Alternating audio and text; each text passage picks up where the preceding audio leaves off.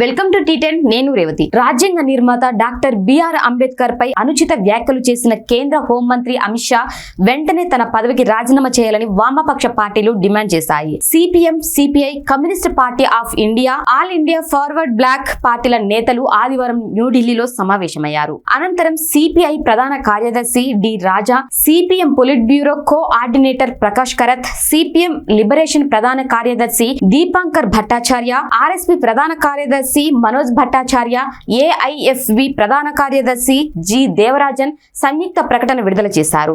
Doctor BR Ambedkar ను కించపరిచి అగౌరవపరిచేలా కేంద్ర హోంమంత్రి అమిత్ షా రాజ్యసభలో చేసిన వ్యాఖ్యలు దేశవ్యాప్తంగా ఆగ్రహాన్ని కలిగించి నిరసనలకు దారితీశాయి. అయినప్పటికీ అమిత్ షా కానీ ప్రధాని నరేంద్ర మోడీ కానీ బాధ్యత తీసుకుని దిద్దుబాటు చర్య చేపట్టేందుకు ఇష్టపడడం లేదు. ఈ నేపథ్యంలో నిరసనలు కొనసాగించాలని వామపక్ష పార్టీలు నిర్ణయించాయి. ఈ నెల 30న నిరసన దినం పాటించాలని కూడా నిర్ణయం తీసుకున్నాయి. ఆ సందర్భంగా హోంమంత్రి పదవికి అమిత్ షా రాజీనామా చేయాలని డిమాండ్ చేయడం జరుగుతుంది. ఒకే దేశం ఒకే ఎన్నిక ప్రతిపాదనను వామపక్ష పార్టీలు నిర్ద్వంద్వంగా వ్యతిరేకించాయి. రాజ్యాంగ సవరణ బిల్లు సహా 2 బిల్లుల ద్వారా ఈ ప్రతిపాదనను పార్లమెంట్ లో ప్రవేశపెట్టారు. రాజ్యాంగంలో ప్రతిపాదించిన ఈ సవరణలు సమాఖ్య నిర్మాణంపై నేరుగా దాడికి ఉద్దేశించినవి. రాష్ట్రాల చట్టసభల హక్కులు, వాటిని ఎన్నుకునే ప్రజల హక్కులను ఇవి హరిస్తాయి. ఇది కేంద్రీకృత వ్యవస్థకు దారితీస్తుంది.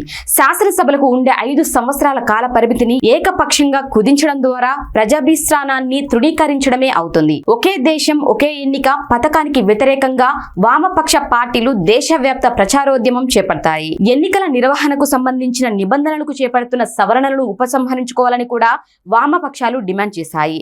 సీసీటీవీ కెమెరా, వీడియో ఫుటేజ్ వంటి ఎలక్ట్రానిక్ పత్రాలను తనిఖీ చేసే హక్కును ఈ సవరణలు ప్రజలకు లేకుండా చేస్తాయి. దీనిపై మీ కామెంట్ తెలియజేయండి. ఇది వాళ్ళ న్యూస్ చూస్తూనే ఉండండి టీ10.